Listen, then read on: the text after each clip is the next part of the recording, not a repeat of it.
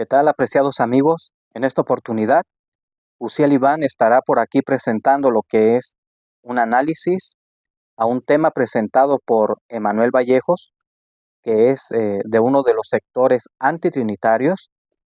Él presentó el tema La identidad del Parácletos, Consolador. Vamos a revisar parte a parte este estudio que él dio a conocer. Vamos a alcanzar en esta primera oportunidad a revisar una parte esencial de la introducción que desarrolló para este tema. Así que vamos a escucharlo de una vez.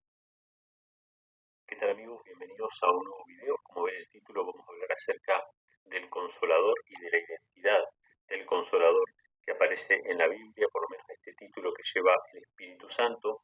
Ya venimos hablando bastante acerca del tema del Espíritu Santo en relación con la Trinidad. Ustedes saben el concepto trinitario que existe en la mayoría de las iglesias cristianas, donde se desvincula al Espíritu Santo de Jesucristo, ¿sí? La Biblia presenta al Espíritu Santo como el Espíritu de Cristo. En muchos pasajes bíblicos aparece directamente la expresión Espíritu de Cristo o Espíritu del Hijo, ¿sí?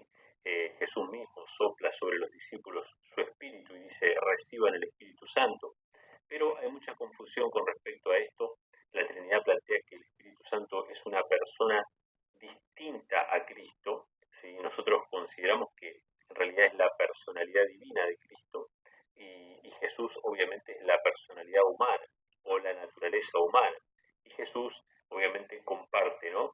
La naturaleza humana y la naturaleza divina. Cada una tiene su función. Jesús humano intercede delante del Padre en el santuario celestial, pero su divinidad está con nosotros todos los días hasta el fin del mundo, como dice la Biblia. Y uno de los títulos que se le da al Espíritu Santo es el título de Consolador. Bien, esta es la presentación introductoria a este tema por parte de Emanuel Vallejos. Enseguida vamos a tomar esta introducción para revisar lo siguiente. Por ejemplo, comienza sosteniendo acerca de la doctrina de la Trinidad, que en la doctrina de la Trinidad se desvincula al Espíritu Santo de Jesucristo. Antes de pasar a este punto, Vallejos da por hecho que solamente hay una forma de entender la doctrina de la Trinidad, y no es así. Hay más de una forma de entender la doctrina de la Trinidad. Una de ellas tiene que ver con la enseñanza catequética en el catecismo romano como se presenta, y otra, la forma en que desde la Biblia los adventistas del séptimo día entendemos la doctrina de la deidad o Trinidad. Esto no lo comenta, no lo desarrolla Emanuel Vallejos porque da por hecho que hay solamente una forma de entender, y tratan en los sectores antitrinitarios, como uno de los sectores al cual él pertenece, de los antitrinitarios, que ellos se esfuerzan por aparentar que los adventistas creemos una forma catequética de la Trinidad, y no es así, hay diferencias. En su momento podemos destacarlas. Mientras tanto, yendo a lo que es esta introducción de Manuel Vallejos, él dice, hablando en sus términos, que en la doctrina de la Trinidad se desvincula al Espíritu Santo de Jesucristo. Y no es así, al contrario, en la Iglesia Adventista, desde la Biblia, vemos que hay unidad, están vinculados en unidad, en propósito, en esencia, las tres personas divinas. Hay unidad, están vinculadas plenamente. Es una unidad plural. Sin embargo, en realidad, la forma de ver de Manuel Vallejos en este sector antitrinitario al cual pertenece, esta visión que tienen, esta noción acerca del Señor Jesucristo que escuchamos, es más bien la que desvincula al Espíritu Santo. Y no solo lo desvincula, sino que lo aleja. lo aparta, lo separa, lo elimina definitivamente. No aceptan al tercero, no aceptan que hay un tercer ser divino. Y entonces dividen al Señor Jesucristo en dos. La persona del Señor Jesucristo la dividen en dos naturalezas separadas, independientes. Dice, Jesús es lo humano y está en el cielo, y lo divino es Cristo, que está en este mundo para siempre. Dice, nosotros consideramos que en realidad la naturaleza divina es la personalidad de Cristo. Consideramos que en realidad es la personalidad divina de Cristo, lo divino. Y Jesús, obviamente, yo pongo comillas allí, y Jesús obviamente, ¿por qué comillas? Porque esto no lo dice la Biblia, no enseña la Biblia que el Señor Jesucristo esté dividido, que su persona esté dividida, esté independiente. Es todo lo contrario realmente. Siempre se mantendrá esta vinculación, esta unión que se llevó a cabo en la encarnación. Pero a como dice Vallejos, el concepto que él promueve es que Jesús, obviamente, es la personalidad humana o la naturaleza humana. Vean la desvinculación. La desvinculación viene de parte de este pensamiento, de esta teoría. Descomponen la cristología del Señor Jesucristo en lo que es su persona. La desvinculan, la dividen, la separan, la vuelven dos. La persona del Señor Jesucristo la dividen en dos. Jesús humano en el cielo, Cristo divino en la tierra. Vean la forma. Ellos son los que en realidad desvinculan la doctrina bíblica de la deidad o Trinidad en el enfoque adventista, no desvincula al Espíritu Santo. Presenta la unidad de las tres personas divinas. En cambio, en el sector antitrinitario promovido por Vallejos, lo que se hace en realidad es separar al Señor Jesucristo, su persona, en dos y tratar de eliminar al Espíritu Santo, desecharlo, lo descartan. No hay un tercero para ellos, no hay un tercer ser divino. Así que son dos siendo tres en su forma de ver la deidad.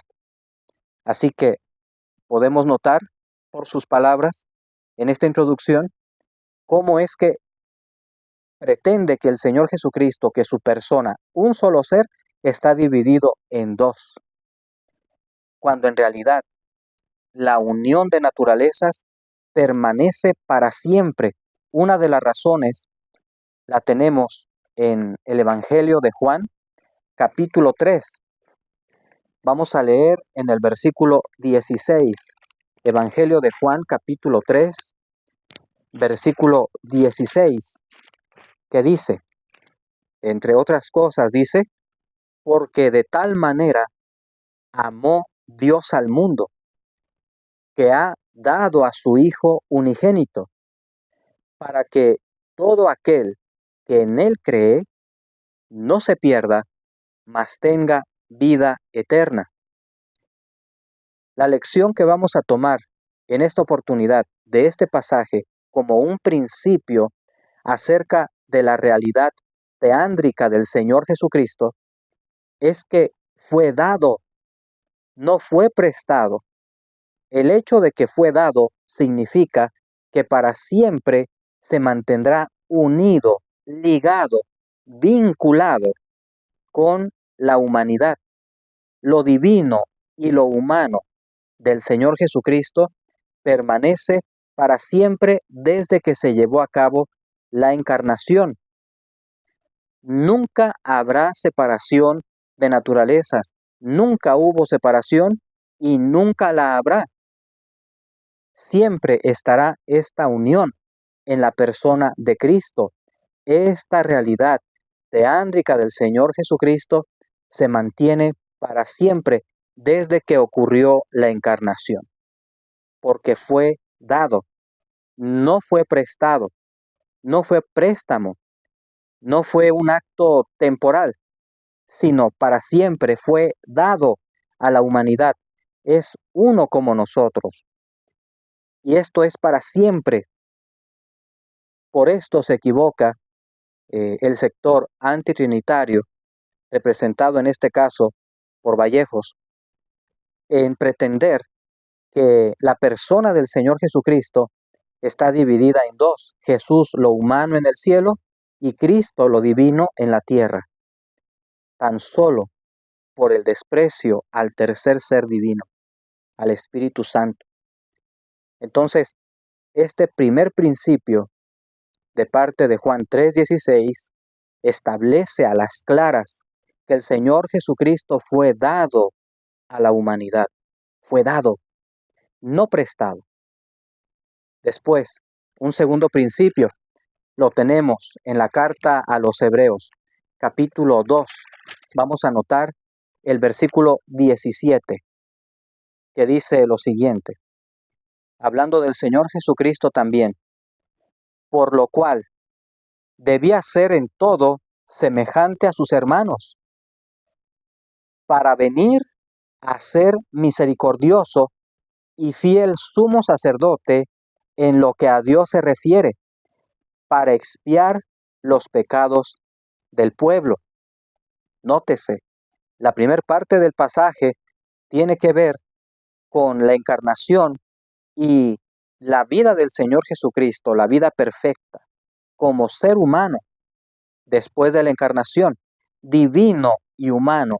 Es el único ser en todo el universo con esta característica, divino y humano, para siempre, porque fue dado, porque es uno de nosotros. Entonces, por lo cual debía ser en todo semejante a sus hermanos, referencia a la encarnación, a la unión de naturalezas inseparable, porque el Señor Jesucristo asumió esta responsabilidad de ser uno con nosotros y representarnos ante Dios, y de ser uno con nosotros, de ser uno con nosotros para siempre, por todas las edades sin fin. Entonces, por lo cual debía ser en todo semejante a sus hermanos. ¿Para qué? Interesante que se da la respuesta. Para venir a ser misericordioso y fiel sumo sacerdote en lo que a Dios se refiere. Dios acepta la ministración, el oficio del Señor Jesucristo como sumo sacerdote. ¿Por qué? Porque vivió en este mundo como un ser humano. El ser divino humano vivió en este mundo como un ser humano y como tal ascendió al cielo, el ser divino humano, para continuar con una obra. Aquí terminó una obra como el Cordero de Dios que quita el pecado del mundo, pero enseguida en el cielo, después de su vida perfecta, muerte, resurrección y ascensión, tendría una labor oficial en el cielo como sacerdote y sumo sacerdote según el orden de Melquisedec, de lo que nos cuenta en general en uno de los tópicos que presenta la carta a los Hebreos. Entonces, el Señor Jesucristo, divino humano, todo Él en el cielo, no una parte nada más, sino todo Él en el cielo, divino humano, es el sumo sacerdote, misericordioso y fiel sumo sacerdote en lo que a Dios se refiere. ¿Para qué? Para expiar los pecados del pueblo. Este es su oficio. Esta es su obra oficial, su ministerio que se está desarrollando actualmente en el cielo.